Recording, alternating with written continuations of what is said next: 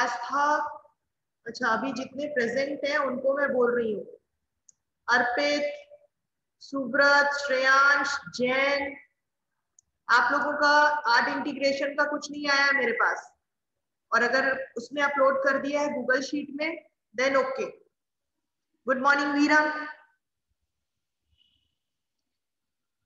Saturday last date है submission की, आपके ऊपर है, आपको उसमें मार्क्स चाहिए कि नहीं चाहिए। Good morning Subrat.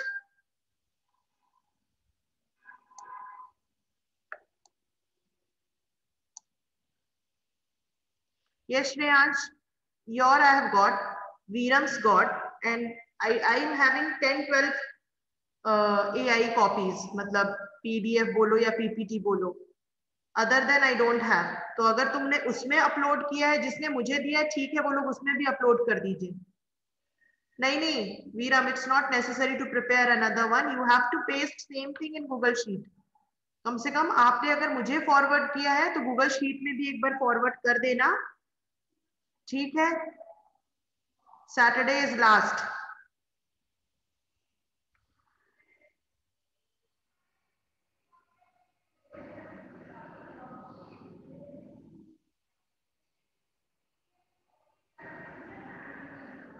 Good afternoon Arpit, art integration project Arpit and Veeram, remind me in the last 5 minutes to tell everyone again for the submission date, and you check the status of the students also in the last. Okay, so at 12:20 I'll show the next sample paper. This is our second sample paper, ठीक है, हमने एक sample paper solve कर लिया है. This is the second sample paper. Today I'll start the second sample paper. So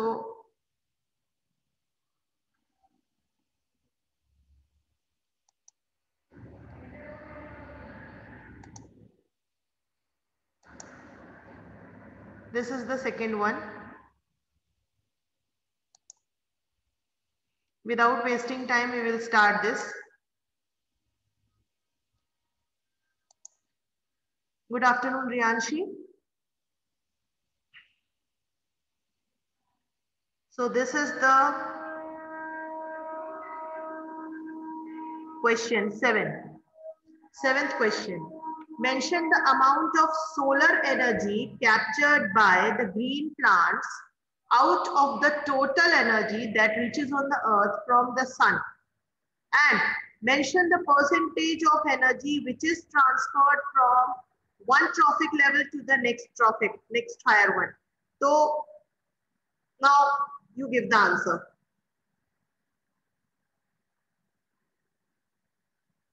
The question is very easy.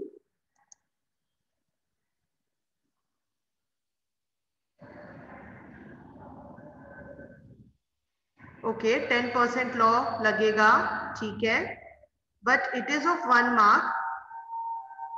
I think it is of 1 mark. Let me check ये 1 mark का है कि नहीं. Question number 7. So from 1 to 20 we have 1 mark question. So at least you have to explain in 1 or 2 lines. What will be the answer?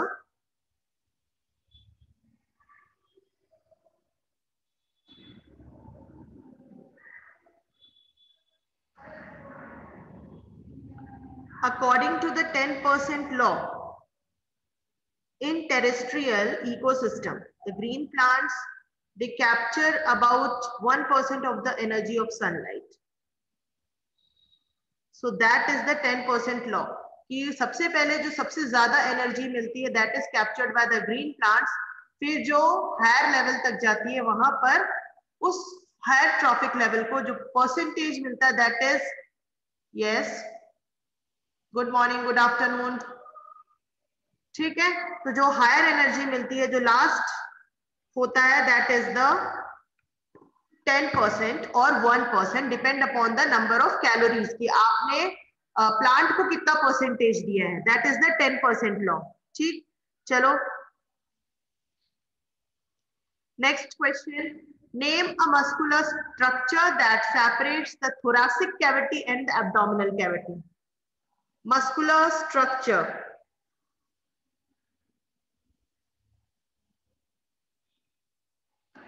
Thoracic cavity. Very good Ayush. Acha, Akshat has written the answer. The last one answer he is giving that the amount of energy taken by sun according to in percent, in 10% law, they captured 1% of sunlight and higher level got 10%. Yes, good. But Akshat, your answers is very much truly correct. अगर लेकिन Google से देखा है तो please Google से देख के मत बताना. But your answer is correct. Very good. So the correct answer is given by, right now, one is diaphragm by Ayush and the second answer is given by Millie. Very good, Akshat. If it is your answer, then it is 100% correct. Thank you. Millie and Ayush, they have given the answer diaphragm. तो diaphragm का structure तुमको पता ही है कि दोनों lungs के नीचे जो disc like structure होता है जो कि abdominal and the thoracic cavity को separate करता है, that tray like structure is a diaphragm जो कि muscular होता है. ये वाला question, the question which is an, और इसका आंसर मुझे तो पता ही नहीं है, ये तुम ही लोग बताओगे क्योंकि तुमने एग्जाम में दिया भी था, इसका टेस्ट दिया था हाफ ईयरली में. Why is urine colour in, why urine yellow in colour? Very good Sambhav. और कोई? थोरैसिक कैविटी मींस जो बीच में गैपिंग होती है लंग्स की, और कैविटी मतलब खोखलापन, तो जो बीच में गैपिंग होती है लंग्स और स्टमक के, तो उनको कौन संभालता है? अदरवाइज अगर ये डायफ्राम नहीं होता अक्षर, तो ये दोनों आपस में टकराते, हमारे लंग्स और हमारा स्टमक. तो ये ट्रे जो है ये दोनों के बीच का मीडियम है जो कि लंग्स को भी सपोर्ट करके रखता है क्योंकि वो एयर कंटेन करता है, और इधर स्टमक को भी सपोर्ट करके रखता है. That is the thoracic cavity. Okay Mili, very good. Akshat, Mili, Sambhav, answer is given urochrome.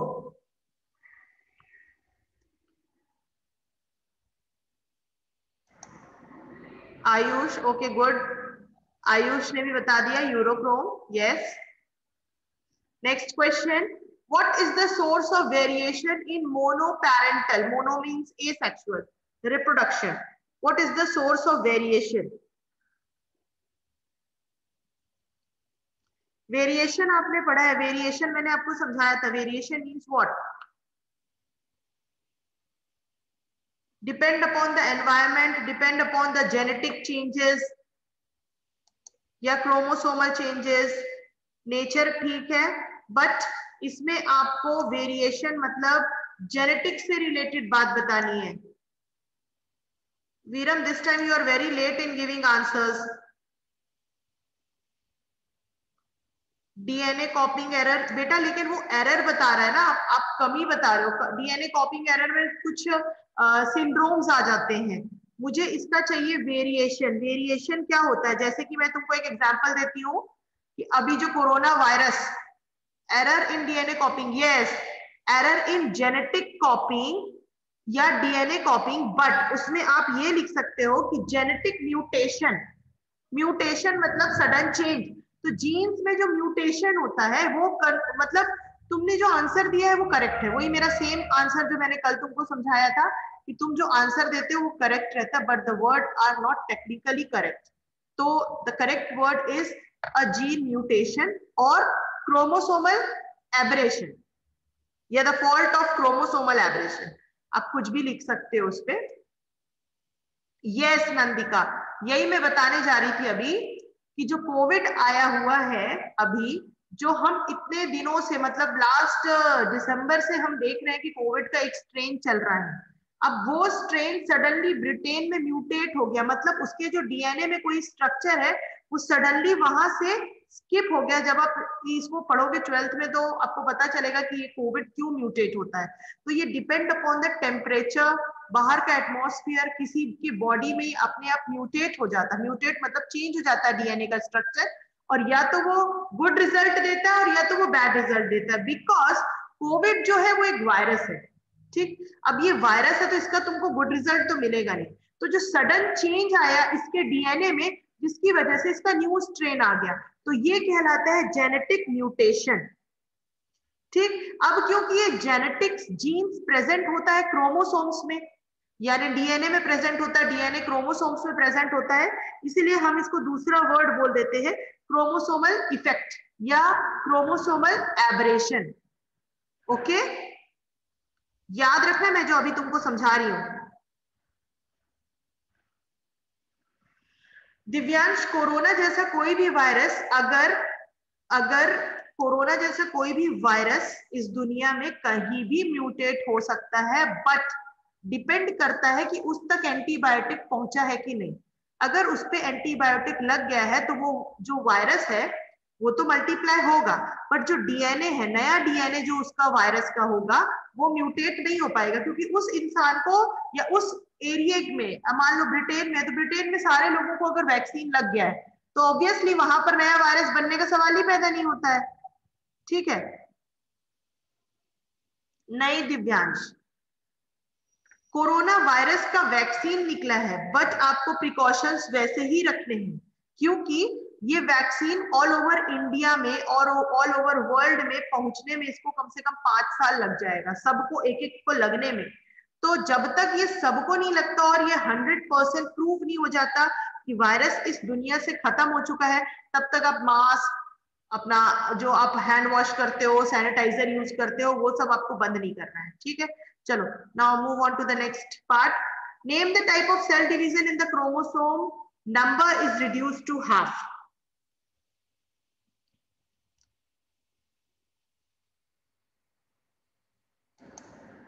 Yes Sambhav, excellent, very good Sambhav. और कोई?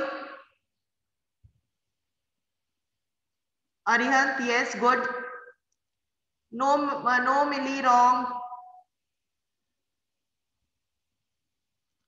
Nandika, Rashi, it's wrong. Question को समझो एक बार। सेल डिवीजन कहाँ होता है? In the chromosome where the number is reduced to half. Cell division कहाँ होता है? Yes Mili. No Veeram. Haploid is single. मैंने सिंगल सेल की बात नहीं की आपसे, सिंगल क्रोमोसोम की। The correct answer is meiosis.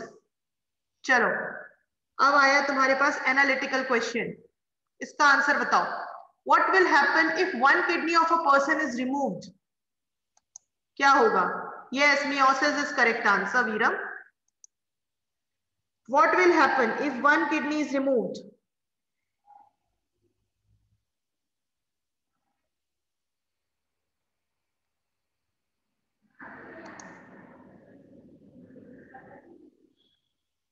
Yes, the person can live, survive easily, Nandika.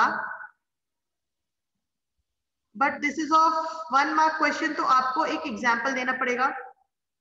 Haemodialysis, अगर वो पर्सन इजिली सर्वाइव कर रहा है तो डायलिसिस की जरूरत नहीं है। किडनी में कोई प्रॉब्लम नहीं है तो डायलिसिस की जरूरत नहीं है। Eating habit, it's not necessary about the eating habit.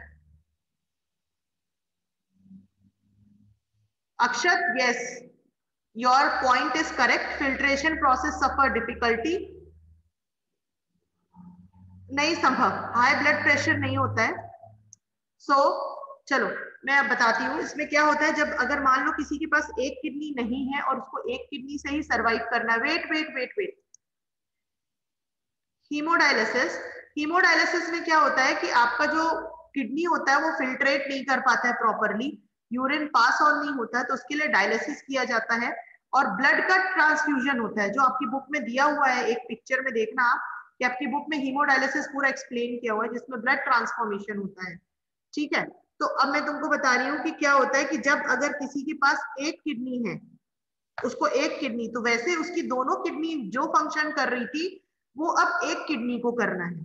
तुम इमेजिन करो कि तुम्हारे पास 2 हाथ हैं और अगर तुम्हारा एक हाथ किसी प्रॉब्लम से कट जाता है या नहीं है, तुम्हारे हाथ को बांध दिया जाता है, तो तुम्हारे एक ही हाथ को वो पूरा काम करना जो तुम्हारे दोनों हाथ मिलके करते हैं। तो सेम ये चीज हमारे इंटरनल ऑर्गन्स के साथ में भी होता है कि जो सेकेंड किडनी है उसका फिल्टरिंग प्रोसेस जो होगा वो बढ़ जाएगा और उसे अपनी एक किडनी का कॉम्पनसेट करना पड़ेगा सेकेंड किडनी से।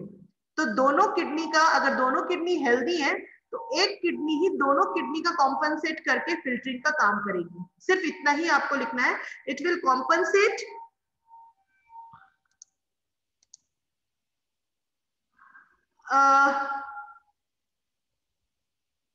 नहीं दिव्यांश, डॉक्टर ऐसे नहीं बोलेगा कि पानी ज्यादा मत पियो, डॉक्टर बोलेगा कि पानी ज्यादा पियो, क्योंकि किडनी जितना ज्यादा आप पानी, आपने पढ़ा होगा, आपको मैंने बताया था जब हम पढ़ रहे थे कि हमारे जो इंटेस्टाइन्स होते हैं वो भी वाटर एब्जॉर्ब करते हैं, यूरेटर जो होता है वो भी वाटर एब्जॉर्ब करता है, तो हमारी बॉडी के पूरे पार्ट्स वाटर एब्जॉर्ब करते हैं। उस दिन जब हम क्वेश्चन पढ़ रहे थे कि हमने वो एक लिखा था 180 लीटर्स ऑफ वाटर होना चाहिए, जबकि मैंने तुमको बताया था 18 litres of water is necessary for whole day.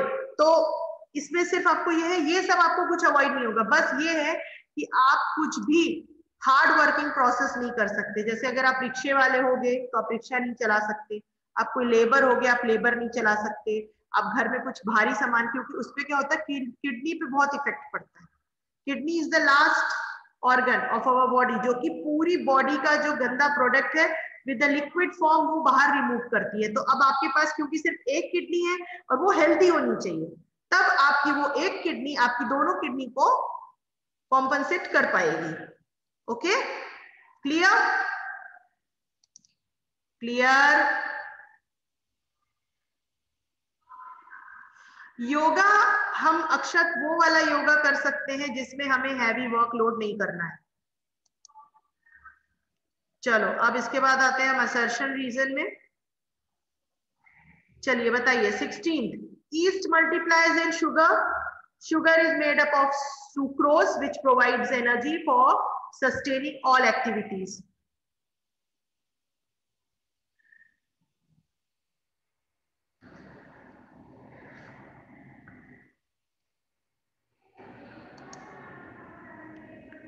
Nandika Veeram correct, Sambhav Akshat wrong. फिर से पढ़ो इसको, yeast multiplies in sugar. Sugar is made up of sucrose which provides energy for sustaining of all life activities. No अक्षत, श्रेयांश नहीं बेटा, it's wrong. राशि, Divyansh wrong.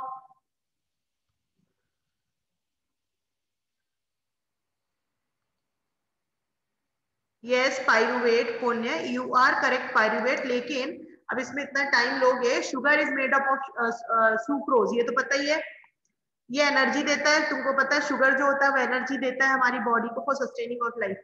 East जो होता है वो शुगर में मल्टीप्लाई होता है। It is correct, this point is correct and this point is correct. So according to this ये दोनों पॉइंट करेक्ट है। हाँ मैं बता रही हूँ, शुगर हमारी बॉडी को एनर्जी देता है क्योंकि शुगर कैरीज कार्बोहाइड्रेट्स, ठीक। तो शुगर जो हमारी बॉडी को एनर्जी देता है, मतलब एनर्जी देना मतलब लाइफ सस्टेन करना। और ईस्ट, ईस्ट क्या होता है वो तुमको पता ही है। ईस्ट जो होता है वो शुगर, जब कभी हम फर्मेंटेशन के लिए कभी कभी हम इडली में ईस्ट डालते हैं तो इडली का टेस्ट हल्का खट्टा और मीठा टाइप का होता है जब अब इडली के घर में पेस्ट बनता है। Akshat option A, yes option A. तो इसलिए बोल रहा है ईस्ट मल्टीप्लाइज इन शुगर, वो इजिली मल्टीप्लाई कर पाता है और शुगर जो होता है वो सुक्रोज के फॉर्म में होता है। तो इसके लिए दोनों रीजन, दोनों असर्शन एंड रीजन करेक्ट है। तो इसमें जो ऑप्शन आएगा that is the first option, first option, ठीक। क्योंकि ईस्ट मैं अभी भी बता रही हूँ, तुमने ईस्ट फर्मेंटेशन में पढ़ा है। ब्रेड को देख लो, चलो तुमको इडली का पेस्ट नहीं पता, तुम लोग घर में ब्रेड सैंडविच खाते हो, ब्रेड में क्या कोई जाके शक्कर लगाता है? नहीं लगाता। ब्रेड में अपने आप में जो मीठापन होता है वो because of the east, fermented होता है, स्पंजी होता है, ये ईस्ट की वजह से होता है। ये बात समझ में आ गई? ये बात तो पता ही है सबको। यस यस यस फर्मेंटेशन, हाँ अक्षर।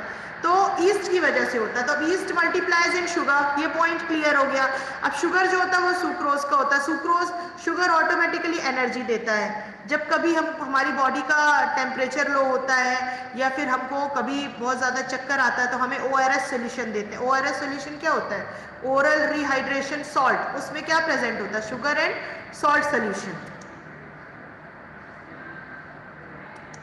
ठीक, चलो अब हम इसके बाद नेक्स्ट में चलते हैं। चलो बताते हैं, चलो फटाफट। ये एक ग्राफ है, पहले तो ये वाला बताओ फर्स्ट आंसर, फिर मैं सेकंड पे चलती हूँ।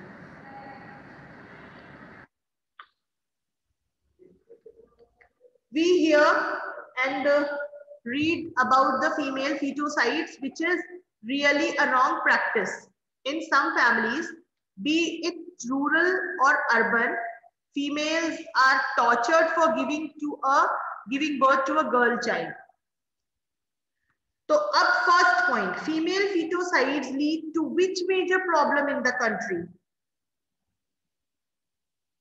हमारी कंट्री में क्योंकि हम लड़की को टॉर्चर करते हैं, तो क्या हम फेस कर रहे हैं अपनी कंट्री में? Yes, Sambhav is wrong, Mili, Divyansh correct. Sambhav एक बार और पढ़िए question. Ayush yes correct. Nandika please write this option ना, ओनली ऑप्शन लिखो। No Rashi, it's wrong, please read it again. फिर से पढ़ो इस क्वेश्चन को। We hear and read about the female feticides, मतलब the abortion of a girl child, which is really a wrong practice. In some families, be it rural or urban, बहुत सी families होती है जहाँ पढ़े लिखे लोग भी होते हैं और नहीं पढ़े लिखे भी होते हैं। Females are tortured for giving birth to a girl child. क्यों उनको प्रेशर दिया जाता है, तुमने लड़की पैदा की, लड़की पैदा की। तो हमारी जो कंट्री है वो क्या प्रॉब्लम फेस कर रही है?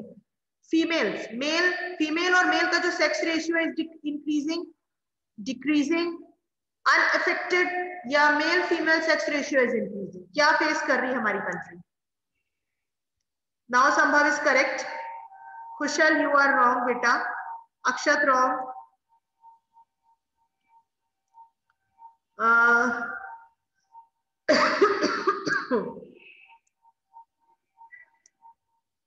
नहीं Arihant.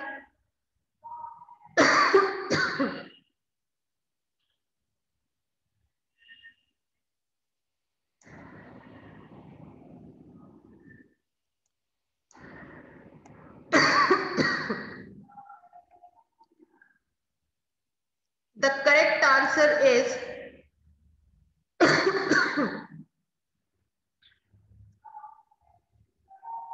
option B. Female male sex ratio is decreasing. Female का मेल के कंपैरिजन में सेक्स रेशियो डिक्रीज है। ठीक है, तो थोड़ा ध्यान से, ये रेशियो दिया हुआ है, तो रेशियो में तुम जानते हो ना, जैसे मान लो तुमको साइंस में मिला है 56/80, तो 80 जो होता है वो ज्यादा होता है, 56 कम होता है, तो रेशियो ऊपर वाले का देखा जाता है। तो इधर क्या लिखा है, मैंने जो सेकंड ऑप्शन बताया कि फीमेल का रेशियो मेल के रेशियो से कम है, so sex ratio is decreasing. तो करेक्ट ऑप्शन, क्योंकि लड़कियों को मार डाल रहे हैं, पैदा होने नहीं देते हैं, तो उनका रेशियो गिरता है। This is the second. अब इसको ध्यान से देखो, ये मत बोलना कि ये मुझे दिख नहीं रहा है।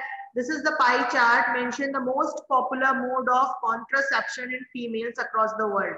50 मिलियन कॉन्डम्स यूज करते हैं, 223 मिलियन फीमेल स्टेरिलाइजेशन यूज करते हैं, आईयूडीज करते हैं 169 मिलियन, इंजेक्शंस 41 मिलियन यूज करते हैं, male sterilisation 28 million and other modern methods are 7 million. ये आपके सामने एक पाई चार्ट दिया है। On the basis of this, most popular mode of contraception in female across the world, तो आपको करेक्ट ऑप्शन बताना है इसमें से।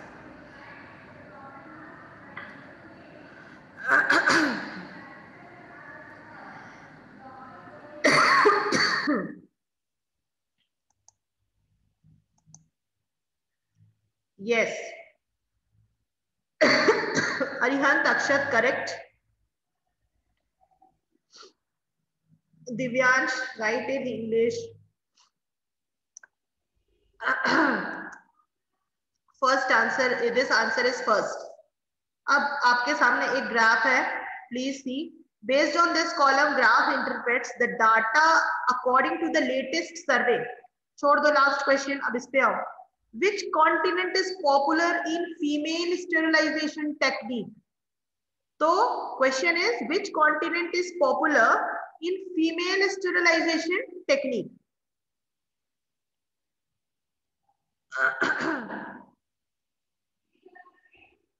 Africa, Asia, Europe, Latin America and Caribbean islands. This is North America and the oceans.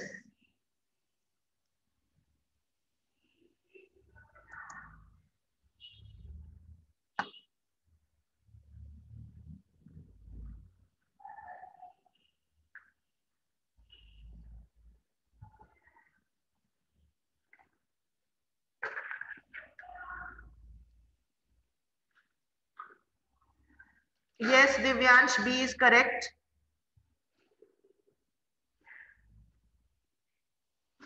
Akshat, correct. Okay, so the correct answer is Asia and Latin America and the Caribbean islands. Chalo, next move on to the next question. Name 2 sexually transmitted diseases by bacteria. Sexually transmitted diseases by bacteria.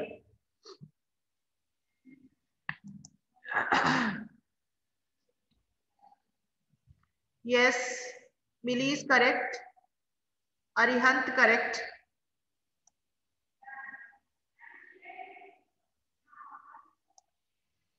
Akshat correct.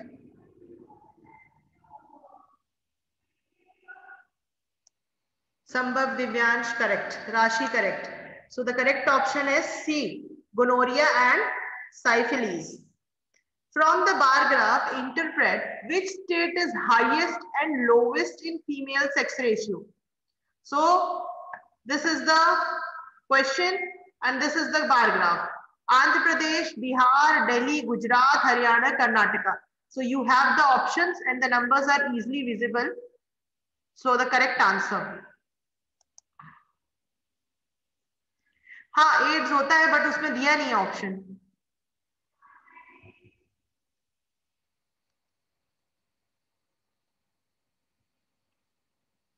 Okay, Divyansh, please manage it. Shreyansh, correct. Arihant, correct. Akshat, yes, correct. Divyansh, you are also correct.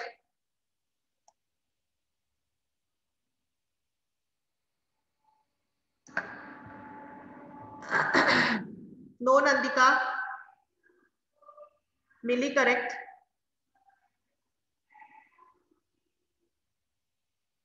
Sambhav, correct. हाँ, yes, Akshat, yes. हाँ. I forgot that there is bacteria. Yes, Nandika, now it is correct. Ayush, correct. Chalo. Next question. This is the next question. Read it. The good we eat acts as a fuel to provide energy to do work. This is the last question. इसको जल्दी attempt करना है, ठीक है? The interaction among the various components of environment involves the flow of energy from one component of the system to another.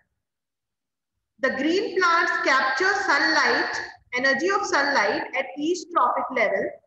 10% can be taken as the average value of the amount for the amount of organic matter that is present at each step and reaches the level. So this is the food web. ठीक, अब आपको अगर बोलोगे तो मैं फिर से एक बार तुमको दिखा देती हूँ. On the basis of this, you have the questions. तो पहला question, how much energy is captured by green plants from sunlight? ये सब तो तुमको ऐसे ही बन जाएगा. Yes, Rashi, 100% correct.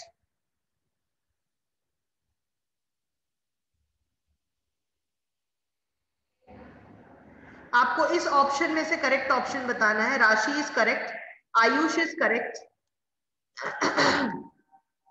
मिली करेक्ट, अक्षत आपको इसी में से बताना है. Nandika, correct?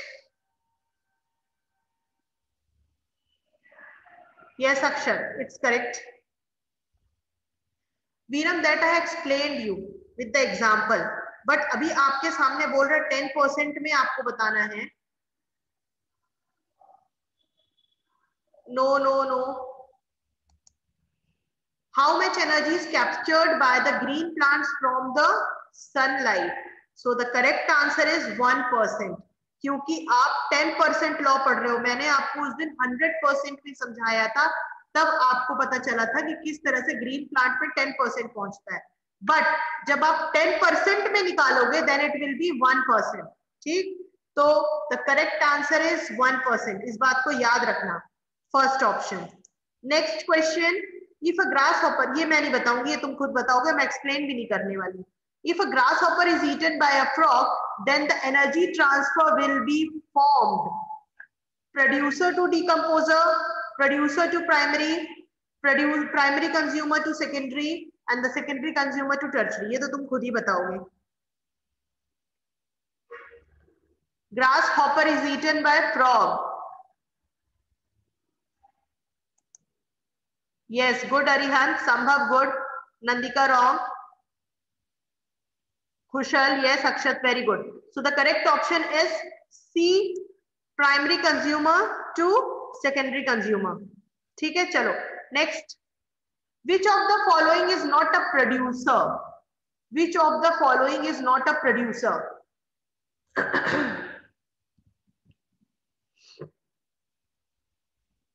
Which of the following is not a producer? Yes, good Arihant. Yes, Millie, correct. Correct, Divyansh, Akshat, yes, good. No, Shreyansh. No, Rashi. It's wrong. Sambhav, yes, good. Yes, Nandika. Okay, Shreyansh, now it's correct.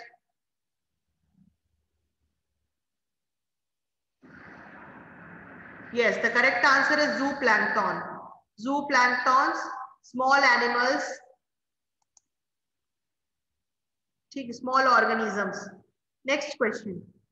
If the energy transferred to a tertiary consumer in a food chain is 10 joule, so how much energy was available to the primary consumer?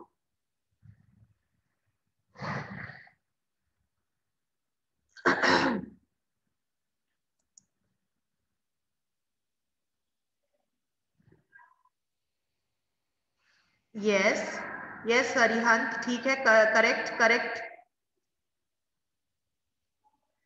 Yes, option C is correct. Option C is correct. 10% law is associated with the 10% law is associated with transfer of energy from various trophic level to composer in a food chain, transfer of ATP energy into muscular energy, transfer of chemical energy from one organism to another, or transfer of sun's energy to the organism called producers.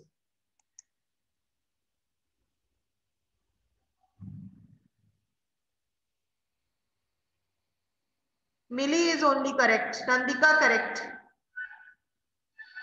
Akshat correct. इस वाले answer में सबने बहुत, yes Akshat correct, it's correct. इस वाले answer में तुम लोगों ने बहुत कंफ्यूजन क्रिएट किया है. इसका करेक्ट आंसर मैं बाकियों को नहीं बताऊंगी, तुमने मुझे इसका करेक्ट आंसर खुद बताना है. भले मैं नेक्स्ट क्लास में यहीं से स्टार्ट करूंगी. 10% लॉ की डेफिनेशन मैंने तब भी बोली थी कि इसको अच्छे से याद कर लो. नो, श्रेयांश, दिव्यांश, राशि, इट्स रॉन्ग. जिनको मैंने बोला इट्स करेक्ट मतलब उनका सिर्फ अकेले करेक्ट है. नहीं अरिहंत, अब तुम लोग ABCD करके मुझसे सब पूछ लोगे. So this is the last question. We will continue with the different questions of this sample paper in my next period. किसी को कुछ पूछना है?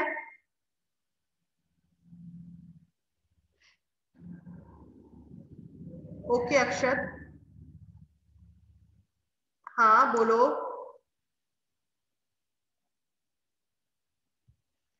अच्छा, इस वाले आंसर का किसने किसने मुझे जो रिप्लाई दिया था वो सी ऑप्शन दिया था?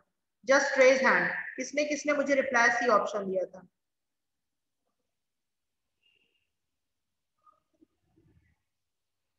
किसने मुझे सी ऑप्शन दिया था?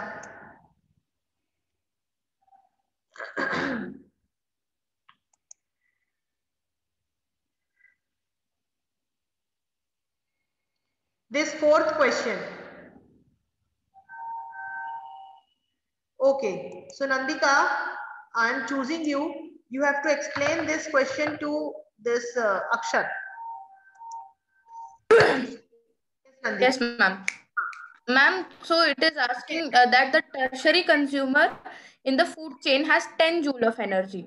So wait. So, first of all, Nandika, please wait. Actually, he is having doubt that how here 1000 comes, 100 क्यों नहीं आया? तो तुमने yes, ma'am, I'm telling. ठीक है, हाँ बता रही हूँ मैम। तो टर्शरी कंज्यूमर अगर 10 जूल मिला है तो उसके पहले अगर हम लोग जाएंगे सेकेंडरी कंज्यूमर में तो उसको 100 जूल एनर्जी मिलेगा। जैसे जैसे हम लोग लेफ्ट साइड में बढ़ते जाएंगे सेकेंडरी और प्राइमरी तक, that way it will increase, the energy will increase. जैसे जैसे नीचे आते जाएंगे एनर्जी डिक्रीज होती जाएगी जितना ड्रॉप लेवल होगा। तो अगर हम लोग सेकेंडरी कंज्यूमर के पास जाएंगे तो उसको 100 जूल एनर्जी मिलेगी। सेकेंडरी से अगर प्राइमरी में जाएगी तो उसको सबसे ज्यादा एनर्जी मिलेगी, that has the most amount of energy in it, which is 1000 joule.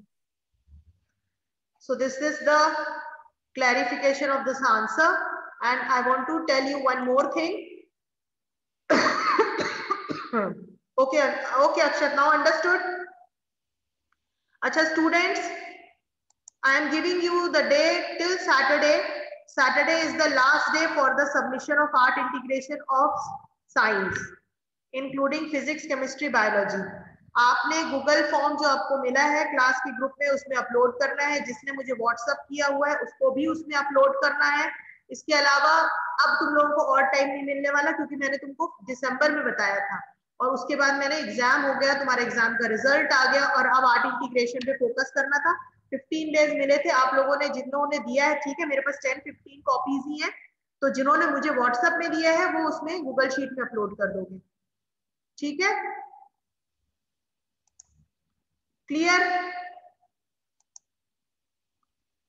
Okay, चलो, less than 1 minute left, bye.